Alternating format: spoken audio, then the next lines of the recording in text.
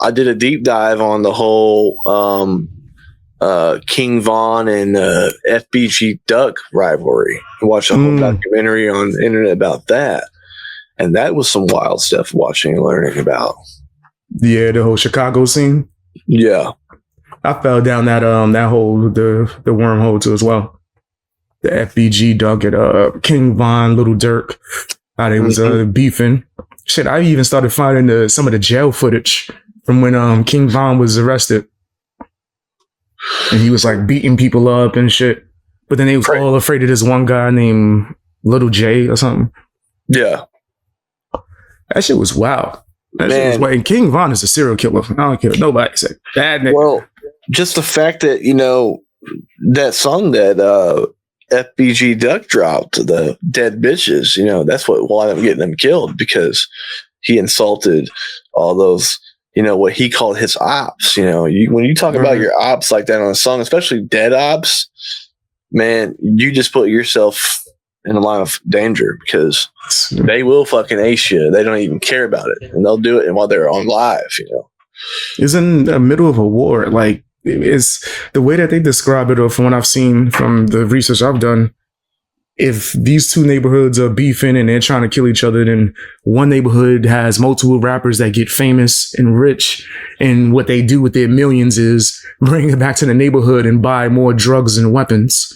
Then the other one, that their rapper that's just getting famous, that didn't really take off fully, doesn't have the same amount of money and supply for war. So he gets killed. He gets killed. In fact, not just him, his whole crew. In fact, the whole FVG, most of the crew was killed and wiped away. Part of the reason why Little Dirk is getting arrested currently, things like this nigga been bragging about his team being the winners, doing scoreboards, making it seem like it's a football game where the other team has 0 wins and they got hundreds. Those are calculations for bodies. Yeah. That was dropped. Yeah. King Von and Lil Durk and all these rappers from Chicago, most of them, they're menaces to society. These niggas is on a different type of time.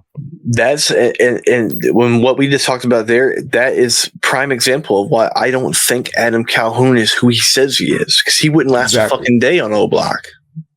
Facts. Bam. I have a brother that just got out of jail. He was doing a stream. Sorry. Smoking. He was doing a stream with me, right? Right. I showed him an Adam Calhoun video. Immediately he was like, yo, there's certain signs and certain things that he's saying that don't sound right. I want to have a conversation with him. Do you know what I told Mises this? He treated this shit like it was a threat. They were terrified. It's because he's saying, he knows, he's saying certain gang terminology that even my brother was affiliated with. And he's like, yo, nah, I got to talk to this nigga. Right. This motherfucker Adam is just pretending. He's taking whatever he hears, what sounds like, oh, this is tough, not realizing those are certain calls to action for certain gangs. And it's because he's not from there. Exactly. It's because he's not from those places. You from the country one day, the next day you from the street, the next day you from Chicago, then you're saying you was up in the country in New York. Nigga, which one? How do you grow up in I grew up in multiple places. I lived in Chicago. It's like, no, you didn't, dude. No, you did not. That is the most nut shit in the world. That's when people was telling me that, I'm like, okay, so you saying that he could say he's from the country because he was in New York's country when he was a kid with his grandfather? What? I'm from the Bronx, nigga, New York. I've spent some time in Virginia, some time in North Carolina. I'm from the Bronx. Right. New York. I don't know how hard that is. This motherfucker will say whatever appeals to what album he's selling. Oh, I'm dropping a country album. I'm country. Let me do some gangster. I'm from Chicago. Right. Anything that makes him look tough. Mm-hmm. It's like, dude, we see through that. It's like, man, it's like you don't ever leave your neighborhood. So it's like you're not if he was really out here beating all these people up that he talks about, he'd be in jail. And that's one thing he's not in. So that tells me he's not doing all that. Facts. You ain't out here really doing none of that. And also, you 50 something, nigga. If you did, that was years ago. Sit your old ass down. That Like, back gonna hurt. I've seen him fight. Yes, his back's going. Back's like my back be hurt. Those knees are gonna hurt. You know, getting up in the morning. What the hell was I doing last night? It's like, dude. If I'm not that old, and if I get into a fight, my back might hurt. So this nigga need to chill out. Bro, I'm 35 and again, just going to work every day, I fucking hurt. Just going to work. So I'm not out here fighting. So it's like, just trying to prove that you tough and gangster.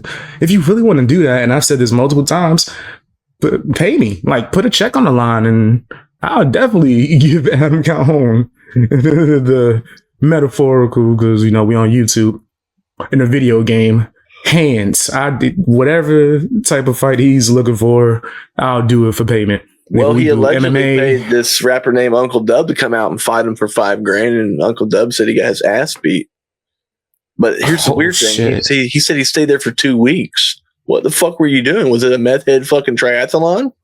Hey, they become friends after? I don't know, man. It's so weird. And if you ever seen Uncle Dub, you'd be like, dude, this guy looks like a tweaker, man.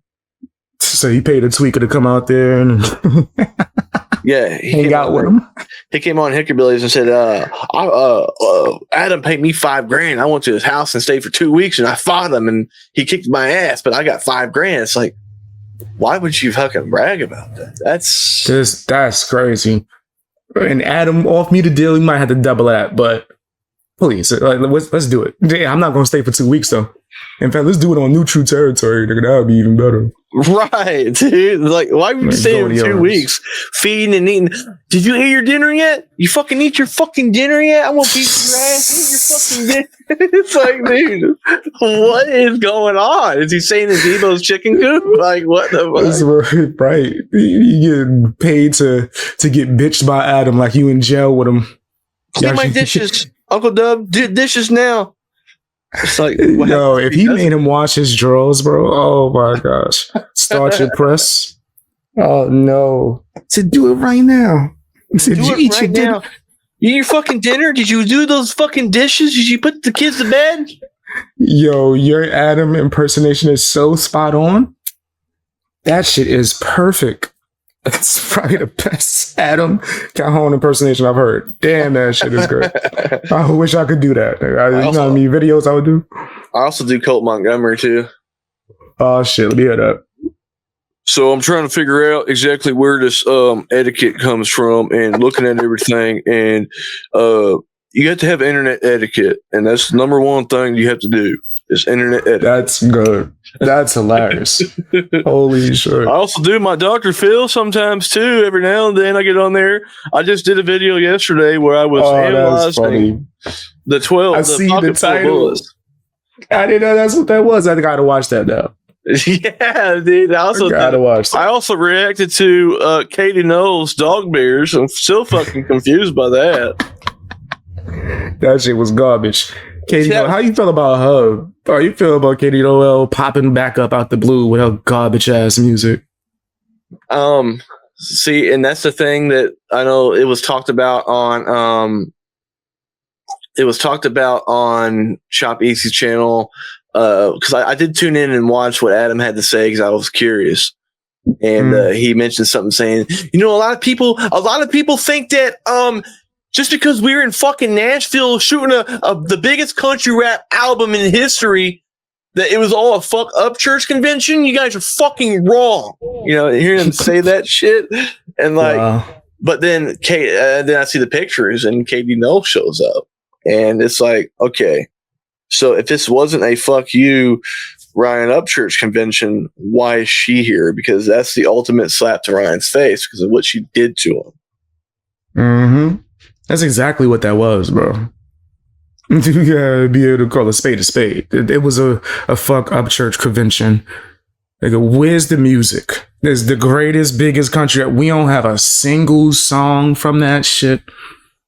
Now, someone asked him about that on Chop's channel, and his reply to that was, there's fucking like 50 fucking artists on there. You know how long it takes to mix and master 50 fucking people? Like, we have to do this right. Yeah, right. Not long at all. Bro. I've been engineering, mixing and mastering for years. Worked for a studio, all of that. Not that long, bro. I've seen that exact process actually happen in less than a week. Right. How many producers is there? Multiple, right? There was multiple producers there, I do believe. And, with them being in a big time Nashville studio, it's all right there. Right. They have a live engineer there that's, when people are about to punch in and out of the booth, they already set up the presets to get you sounding crisp and clear.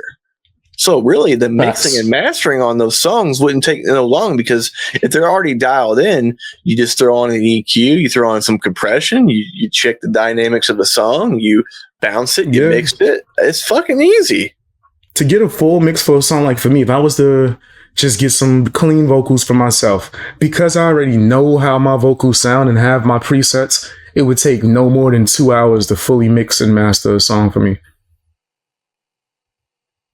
Maybe come back to it the next day and double check. But it wouldn't take that long. If you've done it for years and have mad experience, it does not take that long, bro. Yeah, so it doesn't take long. Especially if someone what they're doing. I've seen some rappers in the studio like T-Rev, man. I've seen T-Rev be in the studio and he knew what to do in the studio. He could go in there and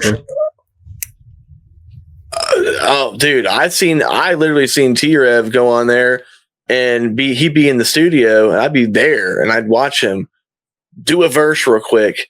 And then, which 90% of the time he was freestyling that verse. And then he would go over there and mix it real quick. And he had the song done within an hour or so. See? Because he was so used to knowing what his voice needs and how to do that shit. If you have the presets or you analyze the vocal and know the style of the artist, it don't take that long.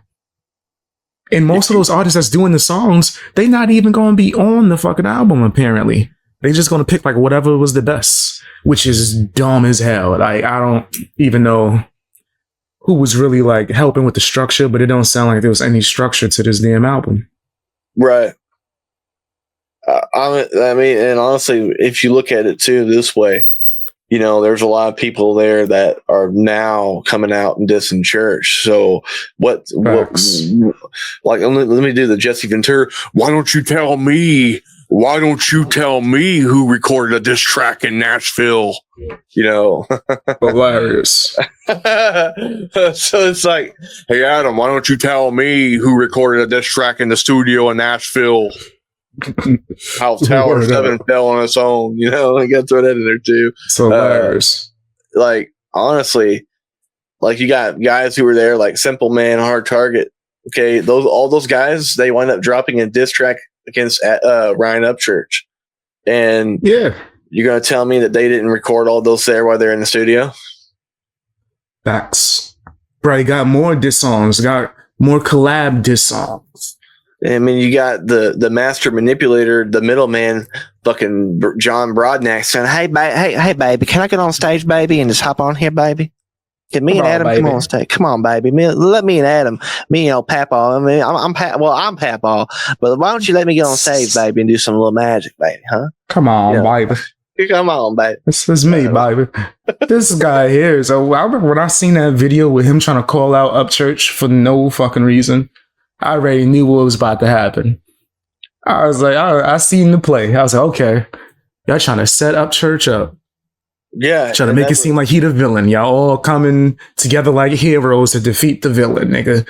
Like he's Thanos. Yeah, he was a plant sent by Adam to go infiltrate Ryan's camp and get in with Ryan and be like, hey, so that's what I want you to do. I want you to go over there. I want you to hang out with fucking Ryan. I want you to tell me everything you know.